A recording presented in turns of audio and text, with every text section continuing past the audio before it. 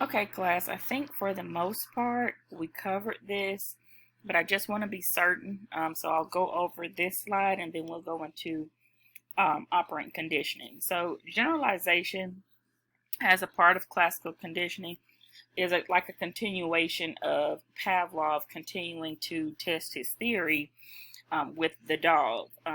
So with generalization, here it states tendency, once a response has been conditioned, I also use the term learned. Tendency, once a response has been conditioned for stimuli similar to the conditioned stimulus to elicit similar responses. So let's use it Pavlov's example with the dog. If it was the footsteps or if it was the bell, whatever example that I use with you, I'll just say the bell, which represents the shoes. So let's say here that the bell or the footsteps that the dog was conditioned to create the association that every time I hear those footsteps, every time I hear a bell that sounds like that, I'm going to drool because I've created the association that that sounds equals my food. I can go ahead and start salivating. And so with Pavlov, he was testing his theory to see if he could get sounds that were similar to the sound that the dog was conditioned to see if the dog would indeed still salivate. So let's use the bell for an example. Let's say the bell that he conditioned the dog to was like ding, ding, ding, ding, ding. Well, the dog's going to salivate because that's the conditioned bell.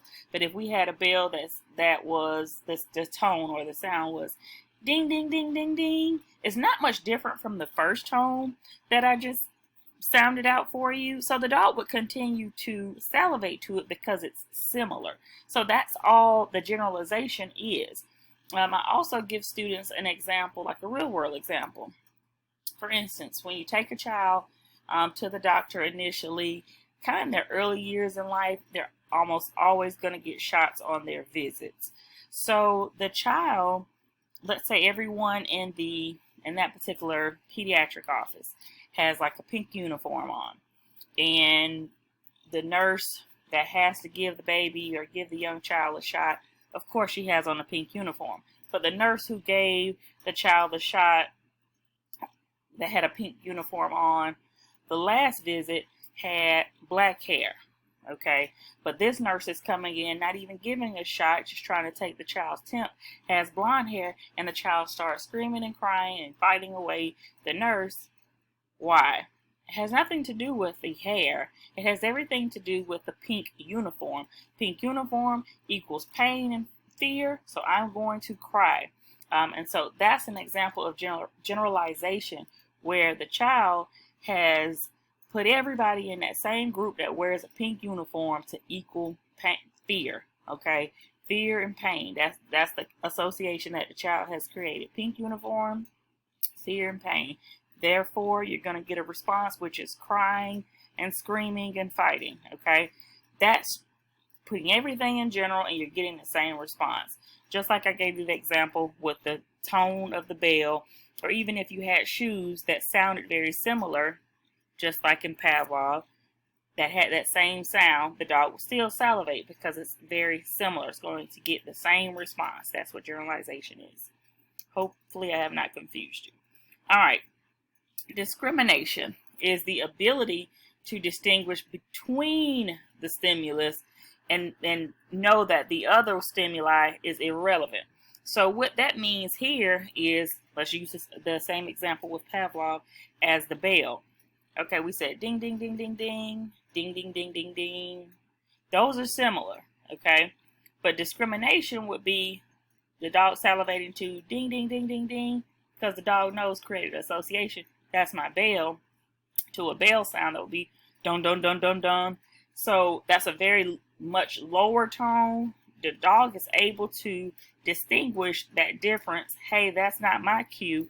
I don't need to salivate to that, okay? So that's an example of discrimination. The dog doesn't even respond to it because the dog knows this isn't my tone. This isn't the association that I've created.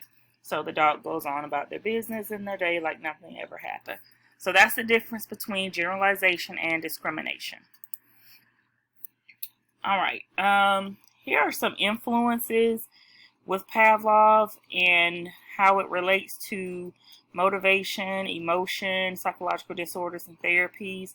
Talk about addiction and things like that. And that's a very good example. We covered addictions in chapter 3, but it shows you how a person can create an association with anything. So, for example, they're showing you with addicts, people and settings that can trigger them because it's an association. So it will kind of cause that taste, that desire to want to come back for that particular drug, or, it doesn't have to be a drug people become addicted to, but that drug or that particular thing. Okay. So just giving you good real world examples. All right. With classical conditioning, we talked about little Albert with Watson and Rosalie Rayner. We talked about them with their example and how they scared the baby to death. That was classical conditioning. The baby learned to create an association between anything that was white and fuzzy with fear.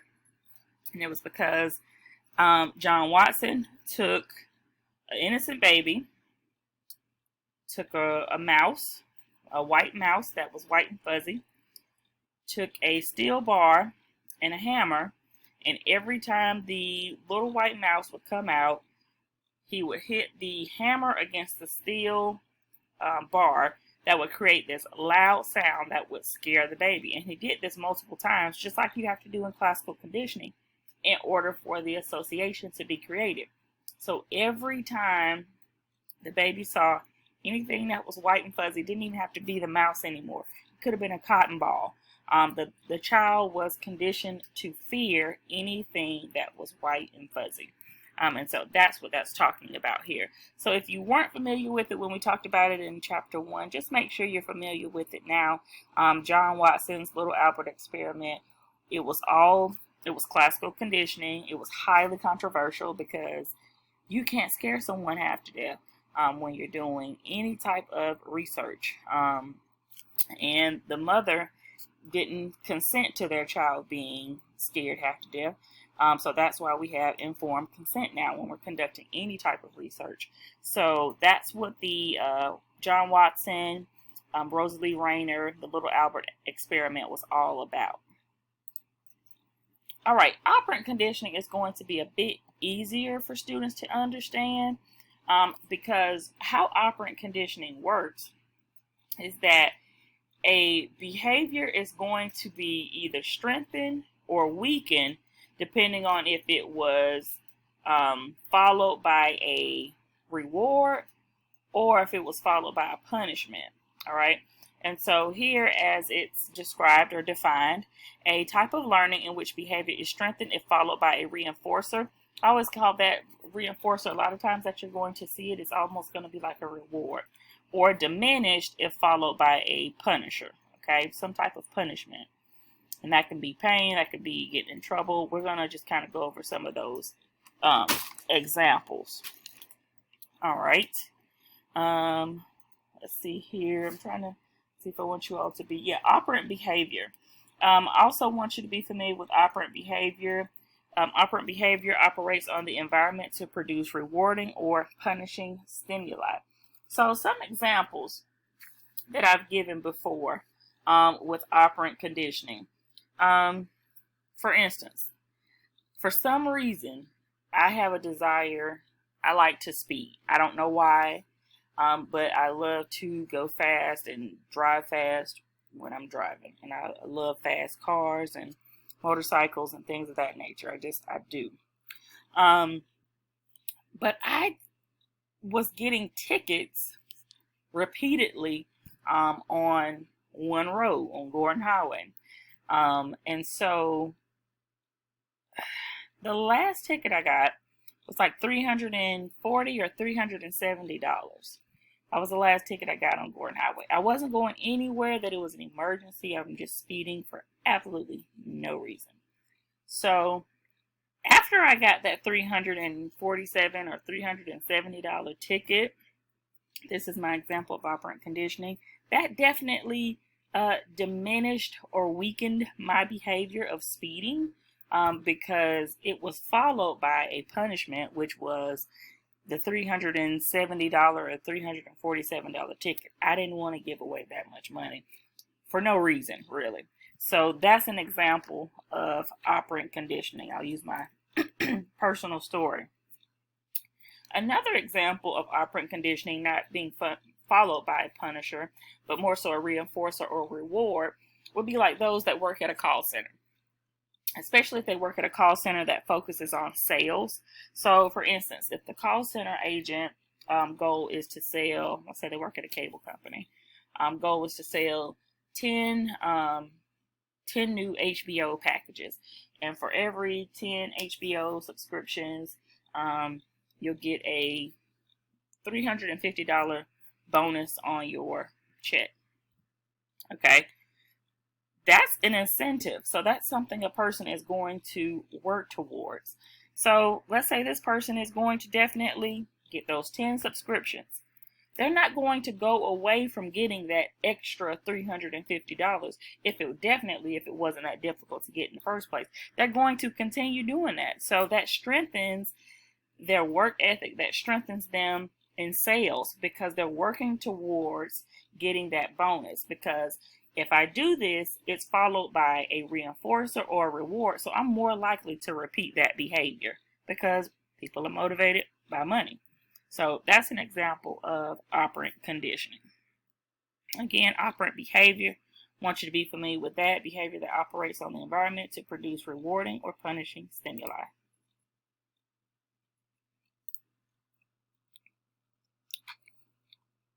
All right.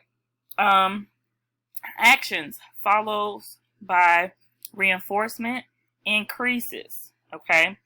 Those followed by punishments often decrease. If a person, and this is not for all cases, an example for this, if a person is drinking a lot, okay, let's say they received, ultimately it caught up with them. They got a DUI, got their license taken away from them, got put in the paper blast and things like that. A lot of times for a lot of people, that's enough. So it will decrease or, diminish the behavior altogether, depending on what the punishment is. Now, we know we have some habitual people that will be in the paper and go to jail over and over and over again, or unfortunately will have an addiction to drinking so badly that what stops them is their freedom being taken away, and they're hurting or killing someone, and ended up having to go to jail and court and things like that, and jail for life for a very, very long time, which that forces them to diminish their behavior because they can't be back on the streets. Or even not even something so severe such as, them killing someone, but you can't have your license, they revoke your license and things like that. So those are further examples of that. All right. B.F. Skinner. I want you to be familiar with B.F. Skinner. B.F. Skinner falls under the operant conditioning as well. B.F. Skinner worked with animals. That was his thing. So B.F. Skinner was a English major writer originally. He went back to school after he had writer's block for a year. And then he got his grad degree in psychology, and then he began to focus on behaviorism. And so he's one of the most influential figures, and his experiment is one of the most noted experiments in psychology as well. So we're going to talk about that. Now, with with Skinner, he learned to shape animals' natural behaviors. Okay, and I'm going to tell you about that in just a second. But it looks like it goes to Edward Thorndike. But I'll go back to Edward Thorndike. So, what Skinner did, this is right here. Skinner developed the operant chamber, which is also called the Skinner box. So make sure that you know that, because you'll see that on your exam. And, any of these people that I'm noting, you're going to see on the exam in their experiment. So make sure that you're familiar with this. So he created the operant chamber for his experiment, or the Skinner box, okay? And so here it tells you the experiment included a bar, which was a lever. The animals would press or it was a key or disc that the animal would peck if he was using a bird to release a reward of food or water, as well as a device that records these responses. So I want to see if, yeah, here's an example. And I'll go back to slide 14. So here, this is an example inside of Skinner's operant chamber or Skinner box, okay? So what would happen here? In this speaker, Skinner would kind of speak out and give the animal a command or just whatever, but the animal's being trained to his voice, okay? And so because the animal hears something here, the animal learns to press this bar, and when I press this bar, I either get food or I get water. Or if I don't say anything out of this speaker, but the light pops on, that's a cue for you to press this bar to get this food or get water. What's the reward here is the food or water, because that's a motivation. That's something that motivates people, okay? People or animal. I'm not just going to say people, but people or animal. That's a motive. That's a motivator. When people train a dog and they want a dog to do a trick, what do they give the dog after the dog does the trick? Some type of treat, right? And so it's a reinforcer. Or even if you've been to SeaWorld, after the whales or, whatever sea animal does a trick or performs something that the crowd is amazed by, what do you see them give them immediately after they do that? Okay. Food, something, okay, or a pat. Even a pat, great job. Those are all reinforcers. I don't want you to always think it's like food, but it's whatever is considered a reward or a reinforcer to that person, to that animal. But a lot of times you see that with animals is that the reinforcer is some type of treat, okay? So to us, that's ingenious because it's like, wow, you can show animals how to do all these things, and all you have to do is reinforce it with food, water, or some type of behavior or reinforcer that they actually like. So that's what was happening. And so Skinner was recording every time the animal would press on the bar and get the food, because he was testing his theory out. And it proved to be true. He was able to shape the animal's behaviors by teaching them unnatural behaviors, because it's not natural for them to press on a bar to get food. Okay, that's not naturally how they get food or water. They go out and seek and find it, right? Unless they're, a domestic animal where it's given to them. But naturally, no animal is coming in this world knowing that, oh, I press bar to get my food. That's why they're considering it unnatural behavior. So he taught penguins how to walk in a figure eight. He taught them how to play ping pong and keep a missile on course by pecking at a screen target.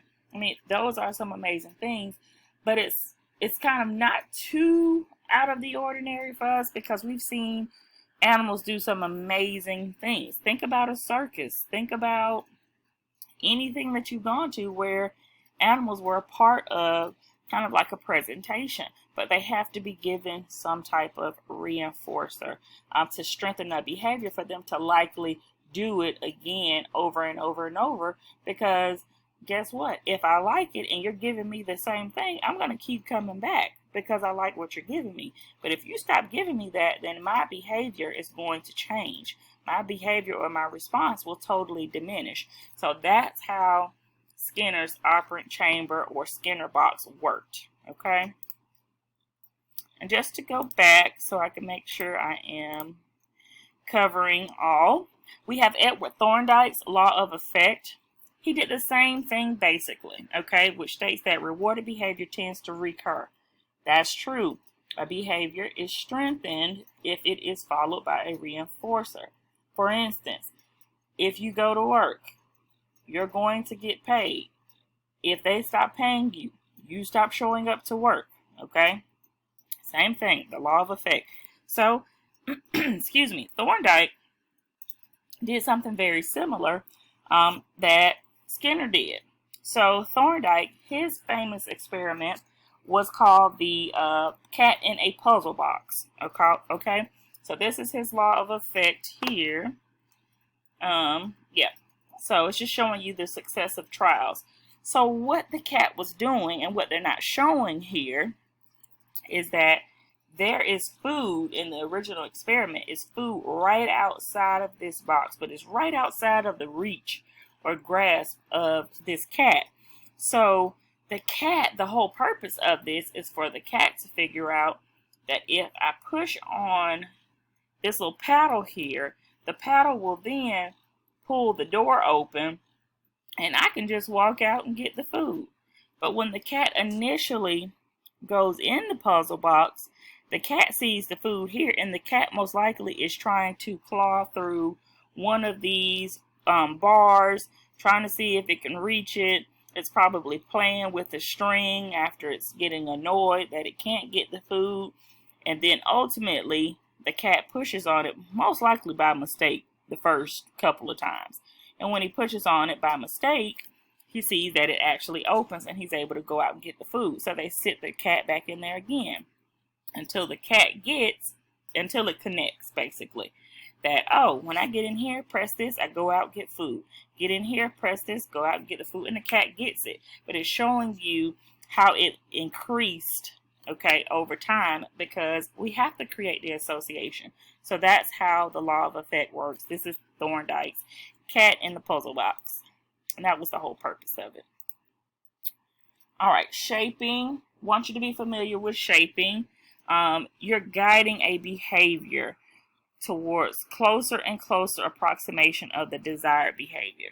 So that's all they're doing in the law of effect with Thorndike. When you're putting the cat in the puzzle box, you're shaping a behavior. That's all Skinner was doing. You're shaping or guiding a behavior, okay, to get what you want.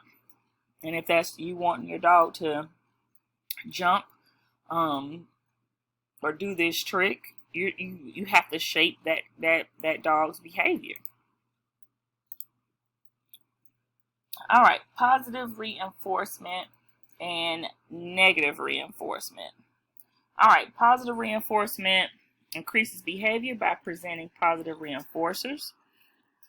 Negative reinforcement increases behaviors by stopping or reducing negative stimuli. So they have some good examples in the slide. But the purpose of reinforcement is to increase the likelihood of a specific behavior happening again. So let's look at the examples. All right, so positive reinforcement. You add a desirable stimulus. Pet a dog that comes when you call it. That's an example of a positive reinforcement. You're adding something to it. Pay someone for the work they've done. You're adding something. You pet a dog when they call it. If you didn't pet the dog, you weren't adding anything, okay? If you call the dog and you don't pet the dog when the dog comes, that's not adding anything. That's nothing special, all right? Paying someone for the work they've done, you're adding, hey, I pay you for your quality of work or even the lack of quality of work, but yet I paid you, okay? So that's a positive reinforcement. Negative reinforcement is when we remove something. Take a painkiller to end the pain, okay? We're more likely, our behavior is still being strengthened. I don't want you to get it confused because we hear the terms positive and negative. Here, positive only means you're adding something. Negative only means you're removing something, okay? Something that's causing you some type of aggravation, disruption, or something like that, all right? So here, take a painkiller to end pain. We're more likely to take painkillers if they actually worked, okay? That increases our behavior of taking painkillers. Fasten your seatbelt to end the loud beeping. That's the whole purpose of them having the loud beeping, to annoy us to the point where we put on the seatbelt and become safe. The behavior is likely to increase because we don't want to hear that annoying sound. So that's positive reinforcement, negative reinforcement. All right. Primary and condition reinforcers, immediate and delayed reinforcers. I want to focus on the, let's see here, the primary. Yeah, we could talk about all of them, honestly. All right, so primary reinforcer, unlearned, innately reinforcing stimulus, such as one that satisfies biological needs. So a primary reinforcer example would be food, like food, water, even sex is considered a primary reinforcer. Unlearned, innate means that it is in us, it's born within us when we come into the world, can't be taught, okay? And one that satisfies biological needs. We need food, we need water for survival for sure. And if you think about sex outside of I would say outside of kind of like intercourse, sex is needed for procreation. So that is a biological need for us to continue the human race, human population. So primary reinforcers examples, food, water, sex, something that is unlearned, innately reinforcing, we're born with it, it's almost like a reflex, and satisfies one's basic biological needs. All right, conditioned, or also called a secondary reinforcer, is one that gains its power through association with a primary reinforcer. So the best example that I've always given students as a secondary reinforcer is money, because money only gains its power through its association of something that we need for survival purposes, right? So for instance, if food and water were free, we wouldn't have people that were starving, okay? But because it's not, and it gains its power through money, then we have to pay for it. Otherwise, money is just a piece of paper and holds no value. It's just paper like any other paper. But it's the association with the things that we need, okay, that gives it its power. So hopefully I'm explaining that in a way that you all understand. If not, you shoot me an email and I'll try to make it more plain and clear. Immediate and delayed reinforcers are very simple. Immediate occurs immediately after a behavior. So if you go and get your hair cut, you pay the person right then. You don't pay them on a payment plan over the course of a month. They get paid right away. A delayed reinforcer involves a time delay between the desired response and the delivery of the reward. I always say, think of it in terms of school, okay? You begin the semester and you work over the whole semester to ultimately in hopes of getting a great grade or passing the course. You don't get that immediately. Hey, time you register, you get your A, your B, or whatever. That's delayed. You have to get that over a course of time in order to get your reward of passing the class. And in addition to passing the class with your desired grade. So those are, that's a delayed reinforcer. All right. Reinforcement schedules. I'm gonna just say this is kind of FYI. It's gonna take us to the two of the reinforcement schedules I do want you to be familiar with, and that's going to be the fixed ratio schedule and variable ratio schedule. So these first two, okay. Fixed ratio schedule is reinforcing a response only after a specified number of responses. Great example of this is, let's say you I go to the yogurt place, okay? And the little yogurt place gives you, my kids love it, and they give you a card, and they'll punch the card. So for now theirs is totally outrageous. I think for like every 20 stars you get on your card, you'll get a free, like, large yogurt. That's a fixed ratio schedule. For every 20, you get one free. For people that do coffee, for every large coffee that you purchase, your 10th one or your 11th one will be for free. Those are fixed ratio schedules. That's an example of that. Variable ratio schedule, reinforcing a response after an unpredictable number of responses. Variable ratio schedule, great example of that would be like gambling, fishing, gambling, even if it's for a person that plays the lottery, okay? It could be like scratch off. every time you buy a scratch off, you're not necessarily going to win. It varies. Okay, you may win really big the first time, and then you go back 100 more times and you never win anything. It varies. Okay, fishing. One day you can go out to fish and you have the most wonderful day in the world, and you've only been there for an hour. The next day or the next week you can go back and you can be out there all day long and come back with nothing. It varies. It's unpredictable. So those are some great examples that I gave for fixed ratio schedule and variable ratio schedule. Make sure that you're taking notes as you're listening to this audio lecture, because I can assure you, you will see this information on your exam.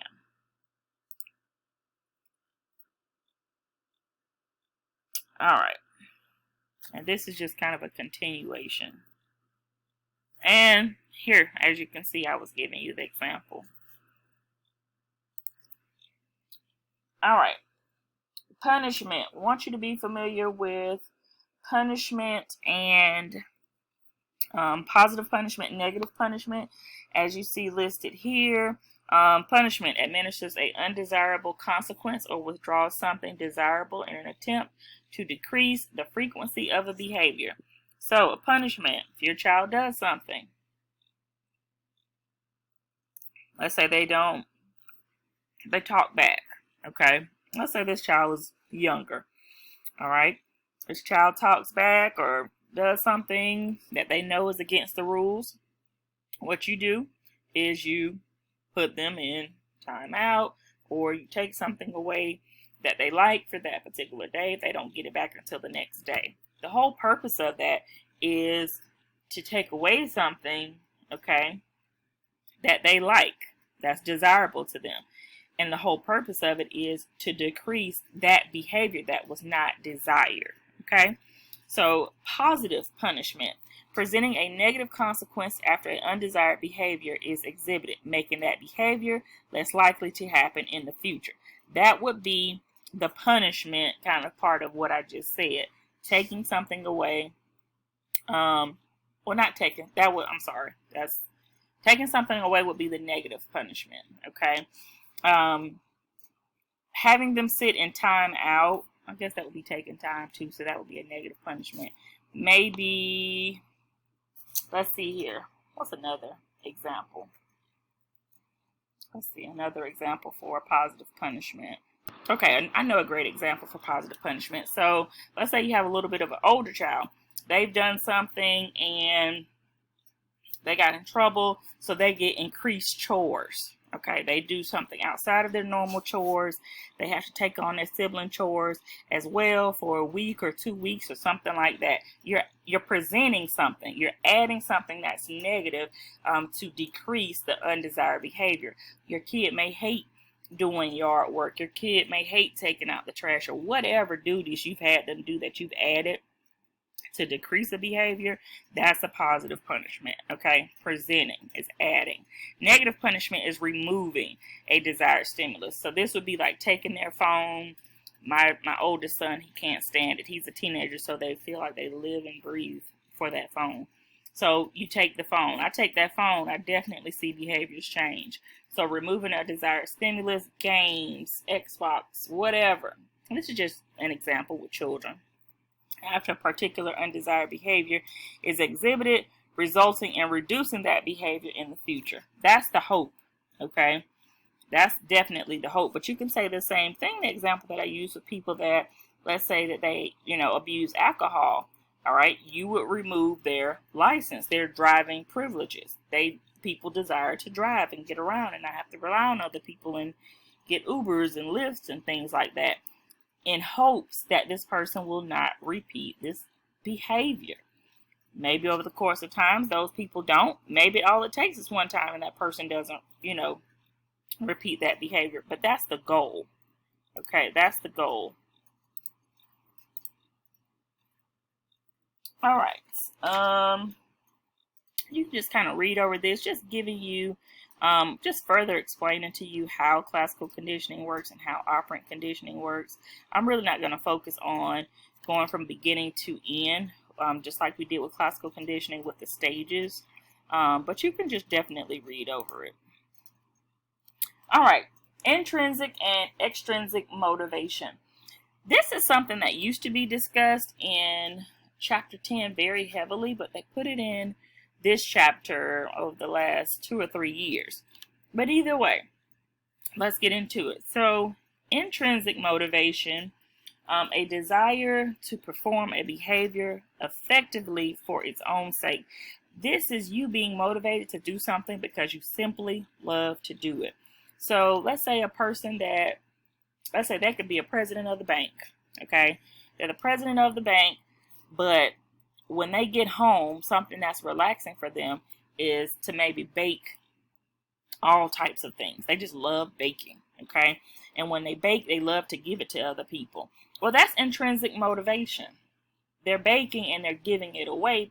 They're doing it because they simply love to do it. They're not doing it for a job. They're not doing it for a salary. They're doing it because they get joy simply out of baking and having others, kind of taste what they've baked or enjoy what they've baked and things like that. You're doing it simply for the love of it, okay? Extrinsic motivation. This is when you're doing something, a desire to perform a behavior in order to receive a promised reward or avoid threatened punishment, okay? So, an example of extrinsic motivation. This would be a good example of this one. You're doing something because you're trying to avoid punishment, okay? Well, this is us being motivated, or I'll even use myself as an example, with the speeding. I have an extrinsic motivation when I'm driving on Gordon Highway to not speed. I am motivated to drive the speed limit to avoid the punishment of getting a ticket and getting points deducted off of my license. That's an extrinsic motivation for me. One that's not using the threatened punishment. This would be an example here. Like, let's say you have a person that is just a high achiever, and they take on jobs at work and other responsibilities that they're not getting paid for, but they love the accolades that they get from it, okay? Most of us don't sign up for extra duties when money is not associated with it.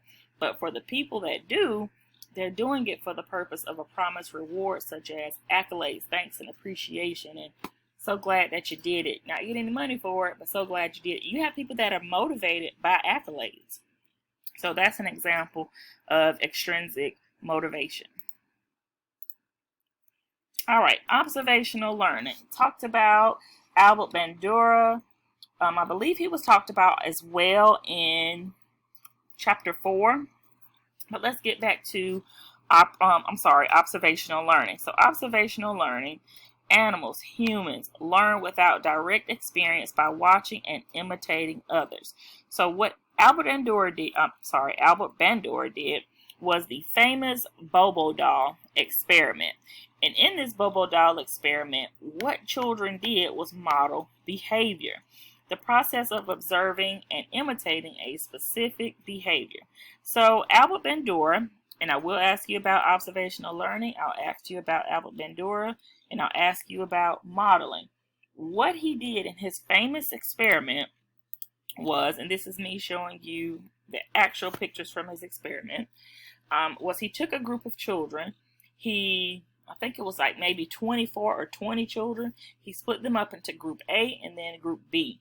Group A saw that and this is Albert Bandura's assistant, saw that the assistant would go in there, sit on the Bobo doll, punch the Bobo doll, pick the Bobo doll up, throw it across the room, hit the Bobo doll with a wooden hammer, and then kick the Bobo doll across the room. And if you're like, what in the world is a Bobo doll? Bobo doll is those plastic dolls, plastic toys that you blow up, but they have they used to have sand in them, but they have some kind of weighted beads in them, and when you knock it down, it pops right back up. That's a Bobo doll. So with group A, the children are seeing this, okay? Seeing this behavior modeled.